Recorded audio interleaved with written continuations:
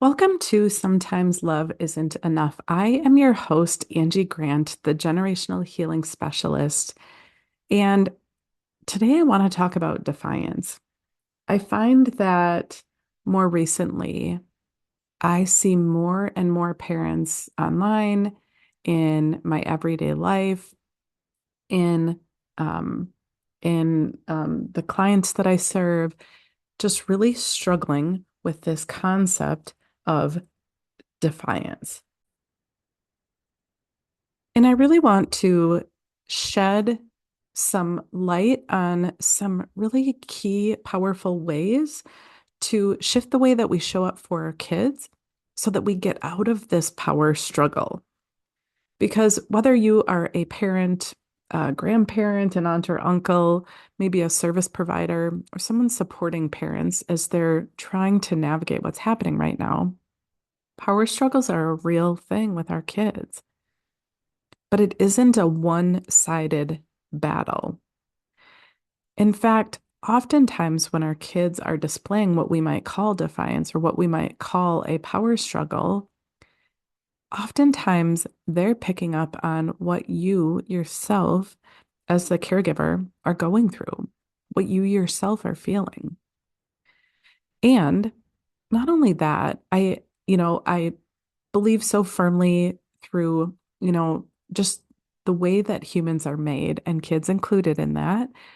I believe that we do pick up on things from other people. If, somebody that we care about is stressed, we feel stressed. If somebody that we care about is sad, we can feel sad. If somebody we care about is feeling like they've lost control, we can feel the same as well. But it isn't just a feeling that we can use mindset tools to overcome. This feeling of loss of control isn't just a thought. It's a nervous system response. Our nervous system and our kids' nervous system is designed to keep us safe. And so any time that our nervous system perceives a threat or a danger, it goes into action. It does what it is designed to do, which is to protect us and keep us safe. And for many of us, that loss of control can feel vulnerable. It can feel unsafe. It can feel like we don't know what to expect or what's coming next. And the same is true for our kids. At the core of all humans, our kids and ourselves alike need to feel safe and secure. We need to feel loved and like we're valuable. And we need to feel like we belong. And when any of those core human needs are unsettled or are challenged, what happens is what looks like behavioral defiance. But again, it isn't a choice. Your kids aren't choosing to be defiant. Yet that's how we tend to respond to our kids. That why won't you just listen to me? Or why are you acting that way? Or I've told you 100 times to, do whatever the thing is. Yet when we're using these words to try to gain back control, because we as the adults feel like we've lost control, we are also acting from a stress response, a nervous system response. And we're expecting our kids, who are also responding from a nervous system stress response, we're expecting our kids to change their behavior, but we ourselves are reacting from our nervous system, not from our mind. Of course, there's part of that, right? That we may be conditioned to think that kids are supposed to behave in a certain way, or kids are supposed to respect us in a certain way, or kids are supposed to mind us or listen in a certain way. For sure, that's part of it. But when I think about what has happened over the past many generations with parenting, it was necessary, right? You think back 100 years ago, parents and the way that parents parented, there were many parts of it that were necessary. I think all along the way, even today, there are parts of the way that we parent that are necessary for survival and for thriving. But if we can't take a look at the conditioning that we're holding on to and how our nervous system is responding, then we'll continue to repeat patterns that past generations have used in their parenting that are no longer appropriate. They're no longer serving us, our family, our connection, our kids. So that idea of when our nervous system has been activated, maybe our kids challenging us has caused us to jump in and feel this need to take back control because our nervous system feels unsafe when we don't have control for many of us. When we react from our nervous system instead of from a place of presence and calm and connection and groundedness, when we are not reacting from a place that is true to us, but instead, when we're not responding from a place that's true to us, but instead are reacting out of our nervous system trying to keep us safe, we're not connecting with our kids in a way that helps them thrive. Instead, when we react to our kids' behaviors, when our kids are being defiant and we react to them, we're continuing the cycle. We're adding pieces of fear to their nervous system because they were acting the way that they were acting for whatever reason, right? Whether they were acting out of fear or acting out of just being exploring little kids.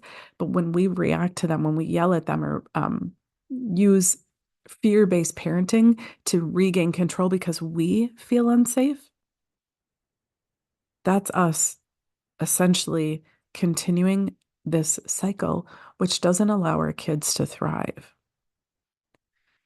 And I'm not saying any of this to make you feel bad, right? You are a good parent doing good things in a really hard time right now. There's so much happening energetically in society that is influencing our nervous system, that's influencing what we see happening out in the world around us. And some of it is ridiculously scary. I get it. I get why your nervous system is on high alert. Many of us feel like we have lost control over so many things in society around us, which is putting our nervous system on high alert. And it is all that much more reason why we must, as parents, as caregivers, we must employ tools and use them daily to regulate our nervous system. Not because it's nice or it feels good or because, not because, um, you know, how do I want to say that? Not because we want to embrace what's happening out in social media about more self-care, right?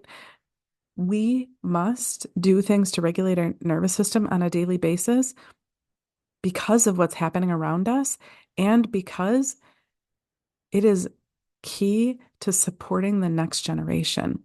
If we are deciding that we'll take care of ourselves later, we're deciding that we're going to, regulate our own nervous systems later when we have time or when we see that we're valuable enough for that, then what's happening right now? Right now, our nervous systems are becoming more and more reactive, and we as humans are becoming more and more reactive with our kids. And we're creating this space where their nervous system feels less safe with us. So when our kids are in this place where they're trying to figure out, what this whole life thing is all about, they're trying to figure out how to navigate through, you know, whatever schooling they're going through, trying to navigate through relationships, trying to learn and grow, and their brain is growing at this exponential rate, right? We often perceive that our kids are making a conscious choice to be defiant. And I know that to be true because I hear it in our words. And I hear it in my own words when my kids were younger. And I I mean, I now just it like turns my stomach when I think about it or when I say it. But I used to say like, oh, I've told you this 100 times, which one, that is an exaggeration. I probably hadn't said it 100 times. And two, if that is what my nervous system is saying, is that I've told you this 100 times, that should be a key indicator to me that it's not that you won't, it's that you can't right now. And even when we have evidence that our kids are totally capable of helping out or doing their schoolwork or being kind to their sibling, even when we have evidence that they're capable of that, when their nervous system is on high alert in the midst of a stress response, they really can't. They can't access that higher level thinking. Even when they want to, our kids can't. And so when when our mouth, when our brain is saying things like, oh, why won't you just listen to me? Or I've said this 100 times, or how many times do I have to say? When we are saying those reactive things, that hopefully before that, but that should be the trigger for you to pause and take a breath, a big, deep breath, and employ your nervous system regulation tools. There's so many things that you can use in this moment. If you've been listening to me at all, you know I love EFT tapping. I find it quick and powerful to regulate your nervous system. I also regularly employ and use the thymus hold, deep breathing, there, and sound frequencies as well. Those are the things that I use in my toolbox. I know others use things like EMDR, informed tapping, or meditation. There's so many things that you can use in the moment, though, right? Meditation might not be the quickest and simplest thing to do when you're losing your cool with your kids, but find something that works for you to regulate your nervous system and stop saying words to your kids that are out of that reactive state because we want to regain control. We want to fix things. We want to ensure that somehow our kids haven't lost all the skills that they once had.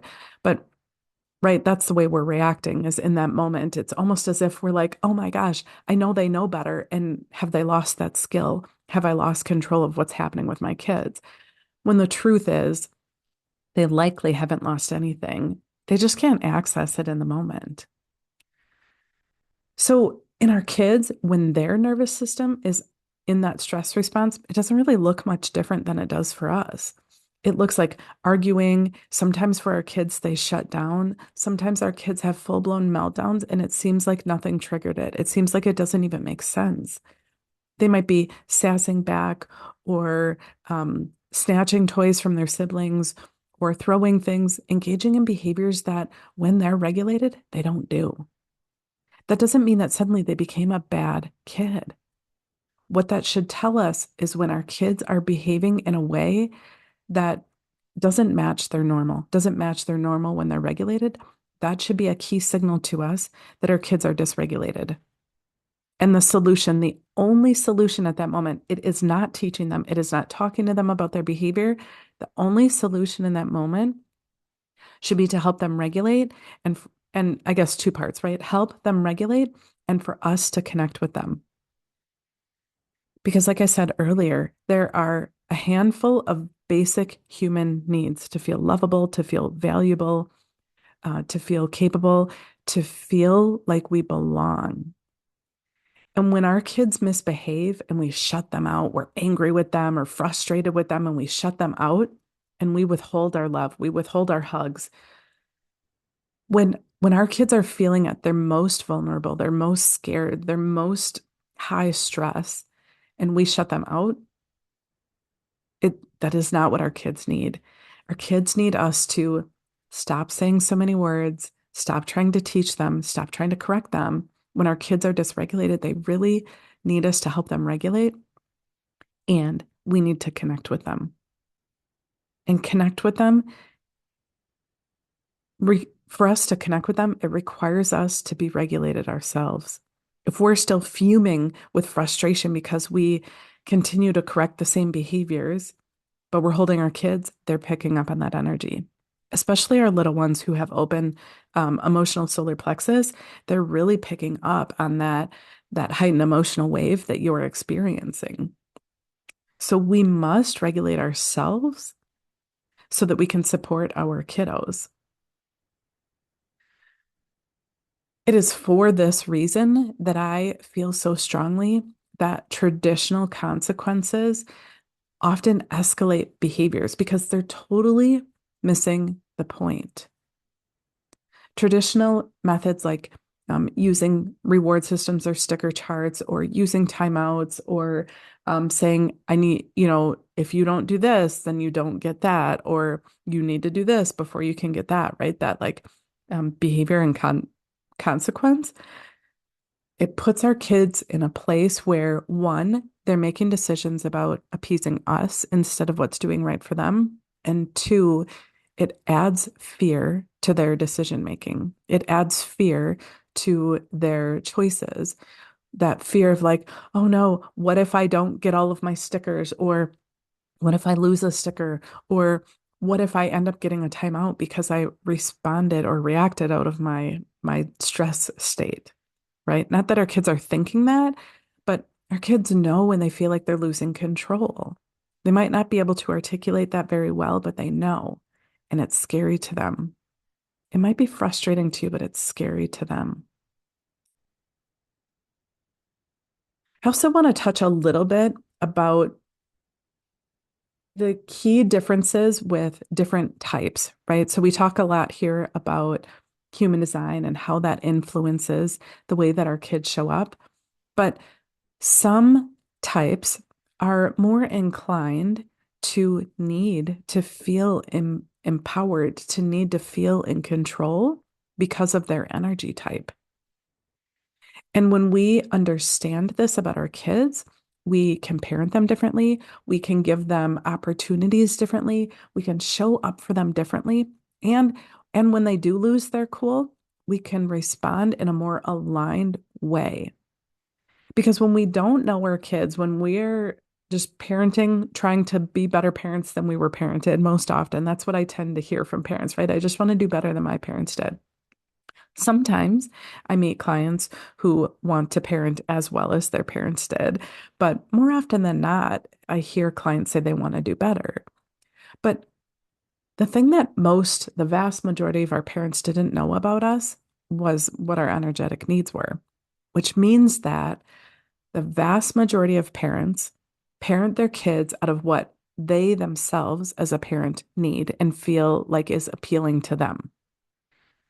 So, for example, I, as a generator type, raising my two kids who are both projector types, I didn't know about human design when my kids were young. I didn't learn about it until they were adults. And I parented them trying to be the very best mom that I could be, trying to really meet their needs and understand them and listen to them.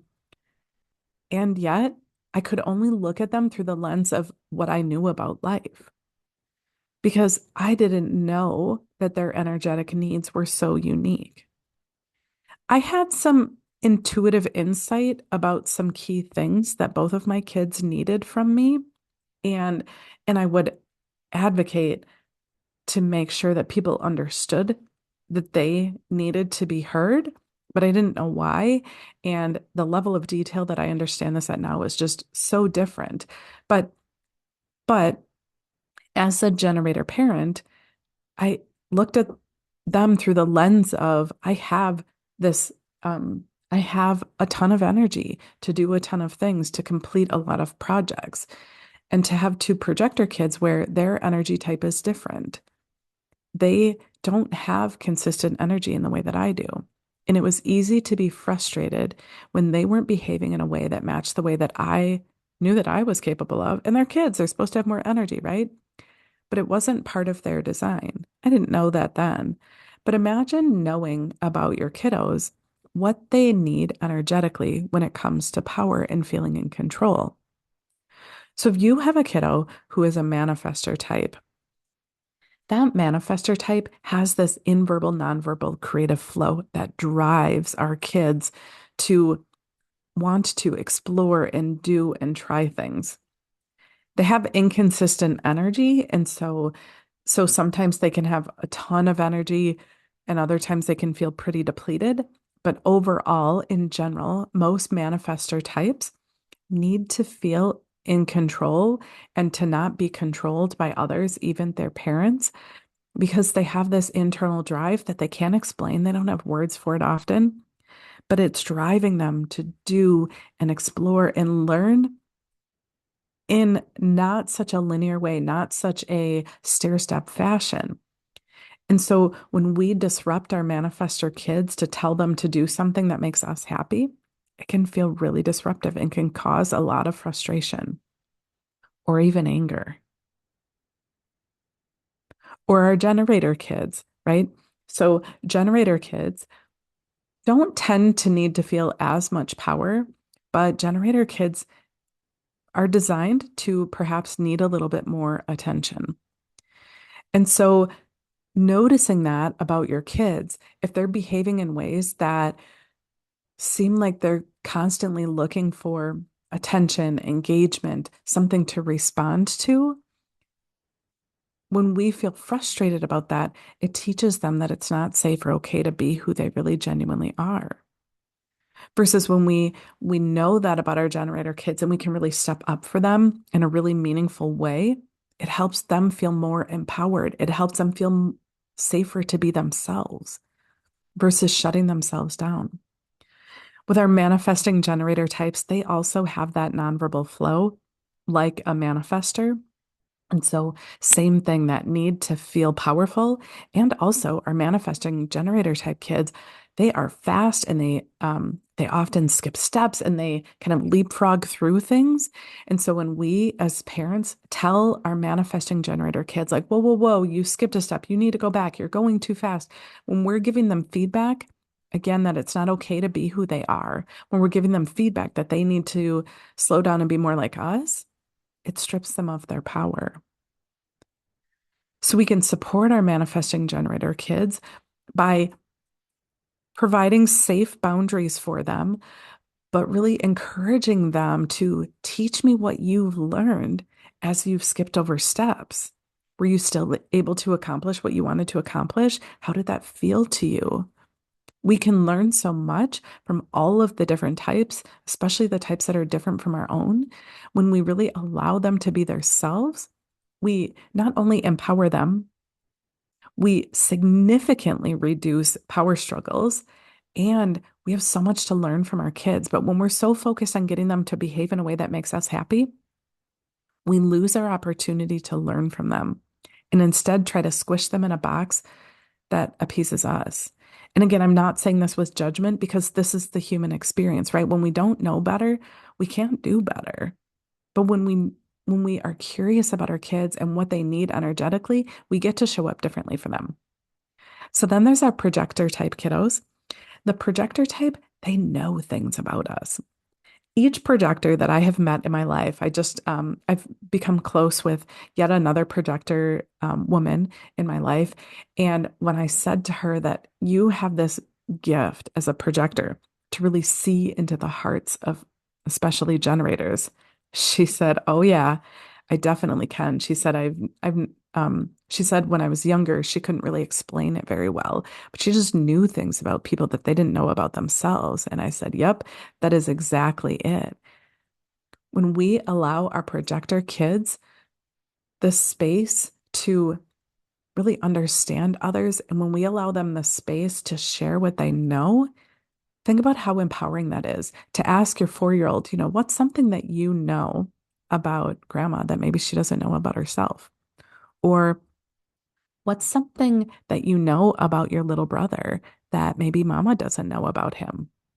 Imagine how empowering that is for our projector type kids when we really see them and honor them and acknowledge them and are a steward for their energy.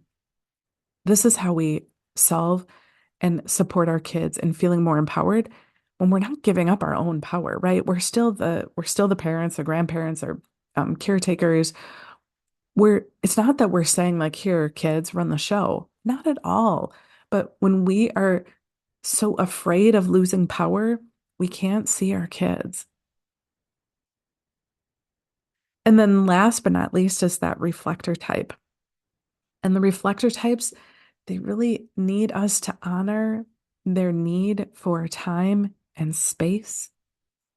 They need us to not pressure them to make quick decisions because they really have to feel it out over sometimes a month or several months before they make big decisions. And when we think about with our reflector type kids, where they are sampling energy from everybody in their life. When our kids are little, our reflector kids are little, and they're at preschool or at the playground, they're sampling energy of all the other kids there, all the parents there, and they're learning from it. And they're understanding others in a way that if you're not a reflector type, it's really hard to wrap our heads around what that would feel like. But they're sampling others' energy and learning from them. And they more often than not want to share in a much bigger way what they're learning about humanity.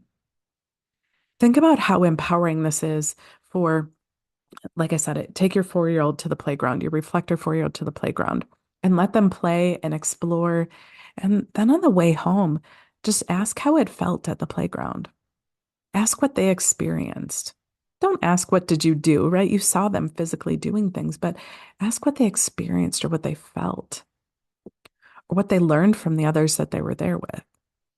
You will be amazed at what reflector kids tell you when you ask them empowering questions that show them that you see them.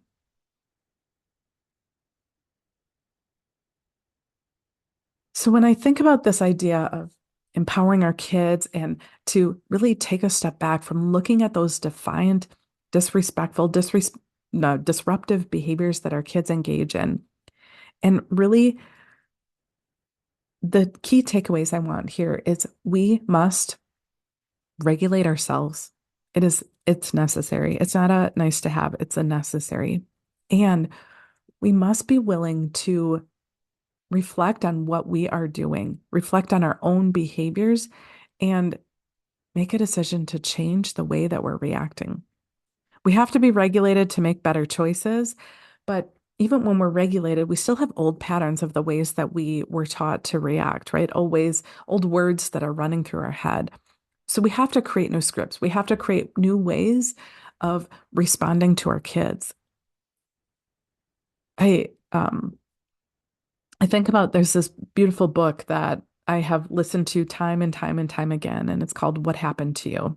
It was written by a psychiatrist and Oprah Winfrey.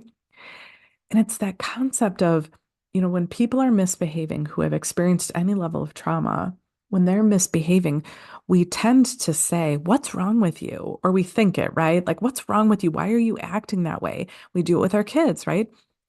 And the key concept of this book is it walks through stories and the neurobiology. The real key concept of this book is when we see others misbehaving, to instead say, "What is wrong with you?"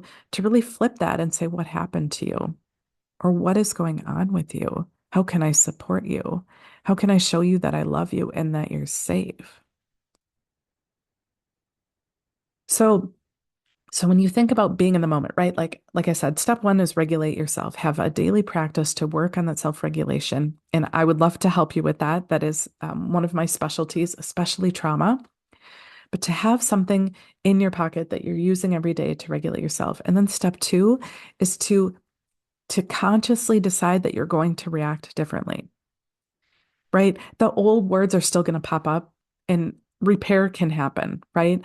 But to to watch in our kids for those signals that they're starting to dysregulate, or watch in ourselves that we're starting to dysregulate when our kids are going off their path of norm, right? Whatever their normal is, when our kids start to get a little bit louder, they're grabbing more things, they're not able to listen as well. Those should be key signals to you that their uh, prefrontal cortex is shutting down because their safety response or their stress response is kicking in. Those should be key signals to you that it's time to regulate and to shift the way that you're responding and not reacting. It is in that moment that we get to decide how we want to respond differently. Instead of our old words of, you know, whatever whatever you yell at your kids or whatever reaction you have at your kids, right? To pause and take a deep breath and say, "What do my kids need from me right now?" They don't need teaching, they don't need correction, they don't need you to remind them of the rules. They just need connection. That's it. They need connection and safety. And so when we can shift out of make a conscious decision that we're ready to break generational patterns of reactivity, when we can shift out of that with a key phrase, we then give our kids power and we regain power for ourselves.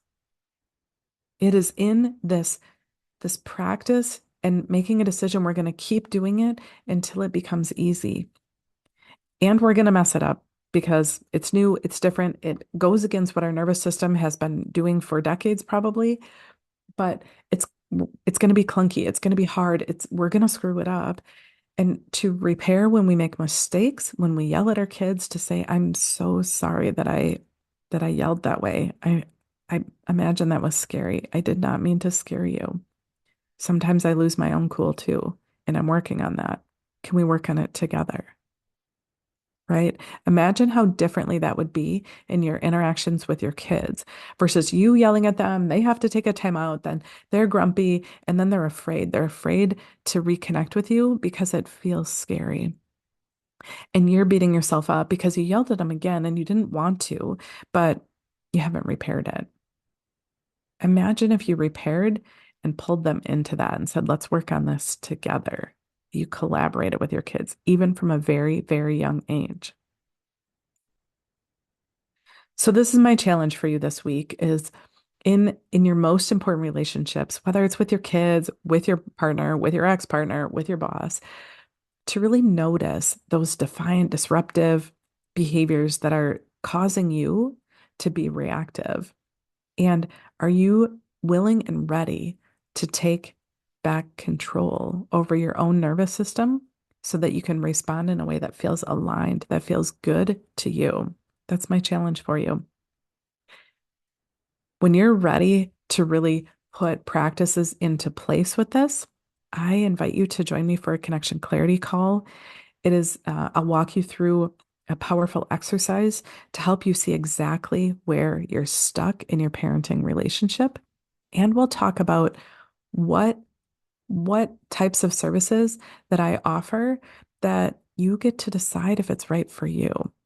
But this is the work that I do. I help parents to break these generational cycles through somatic strategies to help really regulate your nervous system, through behavior-based strategies that are evidence-based and really shown to shift the way we respond to our kids and really scrap old behavior management strategies, and really helping you to create peace in your own body, to create happiness. This is the work that I do. So I have enjoyed so thoroughly just really walking through this concept with you. And I would love to hear your thoughts about it. So reach out. I'd love to connect with you, and we will talk soon.